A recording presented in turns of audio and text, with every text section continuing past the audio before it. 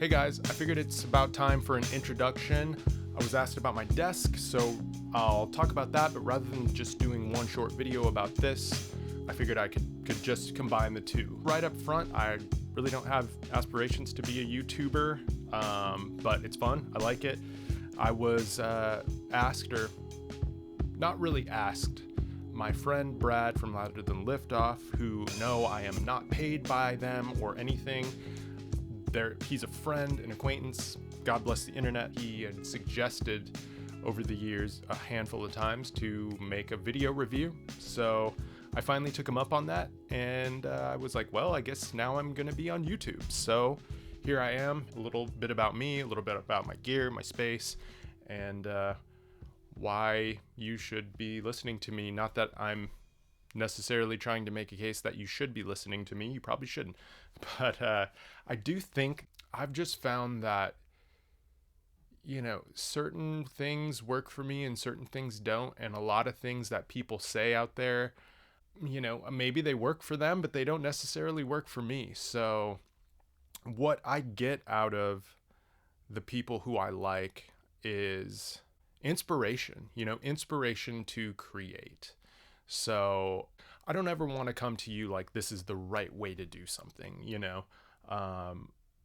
it's just, this is what I find inspiring. This is the way I like to do it. And anyway, I guess firstly a musician, started playing guitar when I was 12, practically immediately capturing sound and kind of tech stuff was just synonymous with my involvement with music. So over the years, I've worn a ton of hats. I went to school for recording.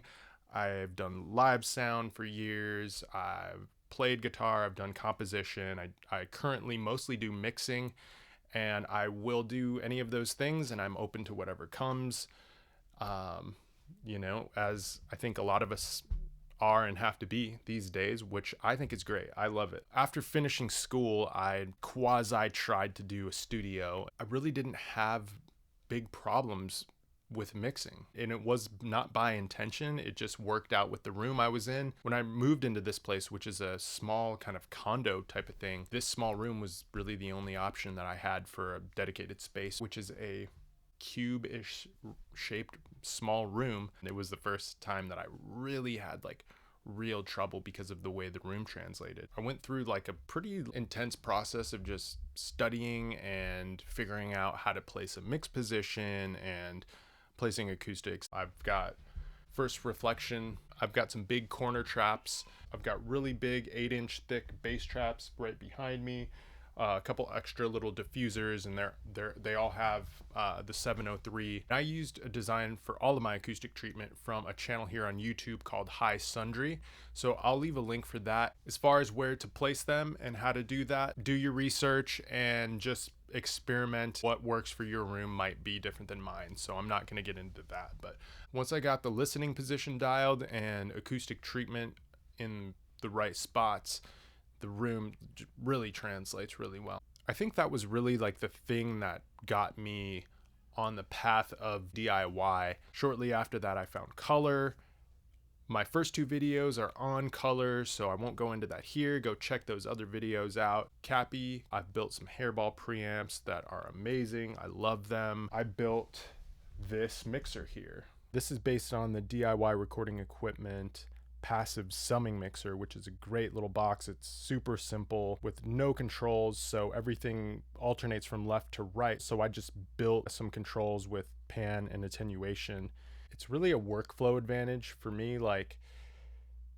If you're mixing and you want a mono source to run through any of your outboard gear, then you don't have to have stereo units or then mult the signal to both left and right channels. So it's really nice to just switch it and then it's mono.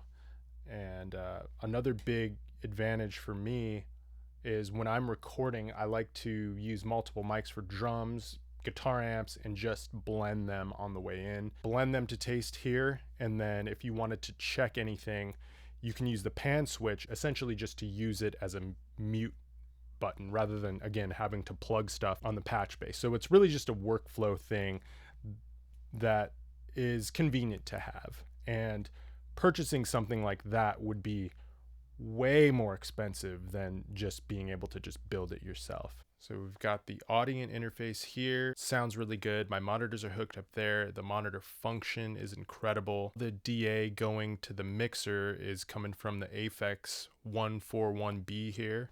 We've got mostly color modules going to the mixer. The HRK EQs and then 15 IPs coming before those. I love them on drums. I love them for anything that needs an aggressive upfront lift. And then I've also got the pentode color modules here. These are fresh to me, but I really do dig them. I've modded them so that there's high boost, low boost, and a high pass filter, so you can have some more control over the EQ. I've got the DIY color palettes going to these channels here with royal blue and discrete saturation. These are like a diode compression. Royal blue is chasing after the Neve sound. I really, really love these on guitars. Then these are Pultec style EQs. I love these on mix bus. I got a few compressors, definitely worth mentioning. The Brute, especially really love these on bass and vocals. As far as the desk itself, I really wanted everything really nice and ergonomic. So I built my own desk just so I could have the angles and the height really dialed. And that's about it for gear. Leave comments below if you have any questions on stuff, but let's check out the spaces where I'll do most of my tracking. Right outside of my little office, I'll track most things in here, and then over here it opens up into the kitchen. This room is nice and open. It sounds super big. I'll do drums in this space a lot, but because we are quarantined, everybody is home. I am currently set up in the garage with the drum set. Here is where I'm tracking drums right now. We got the Mojave MA200, really sweet microphone for overheads, rooms, all around really, really strong workhorse. Got the SM58 here on the kit. Not really mind-blowing by any means, but just sort of haphazardly threw that up to add some sub-frequency there to the kick. Really everything's coming off the MA200, and you can hear this setup in the intro song.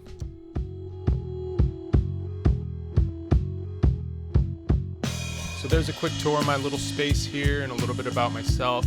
There's probably way more detail, but I think I'll put out an extra video with some of the extra details about the gear and about the acoustics and stuff like that. So look out for that. Thanks for watching. Let me know in the comments what kind of things you want to see from this channel. And like I said, I'm not super big on the how-to stuff. This space is pretty saturated with that kind of stuff. Hopefully this will provide just some inspiration for you to create and experiment with sounds. Leave comments below. Let me know what kind of other things you want to see from this channel. And if you like this video, please share and subscribe and all that good stuff. Thanks so much for watching, and we'll see you soon. Peace.